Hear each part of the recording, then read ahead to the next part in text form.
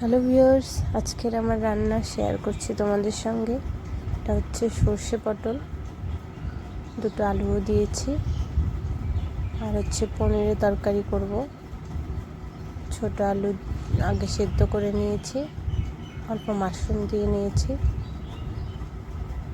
আমরা তো যেন তেন প্রকারে মাশরুম খাচ্ছি, কিন্তু যাদের উচ্চ রক্তচাপ বা হাই প্রেশার আছে তারা কিন্তু একটু নিয়ম মেনে খাবেন। সপ্তাহে 2 দিন হয়তো ঠিক আছে, কারণ এতে প্রচুর হাই প্রোটিন আছে।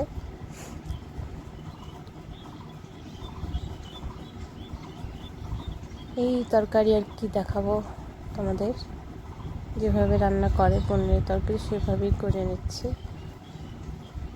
আজকে একাদশী, তাই আমাদের আজকে নিরামিষ চলে। আমাদের বাড়িতে নিরামিষটাই বেশি হয়।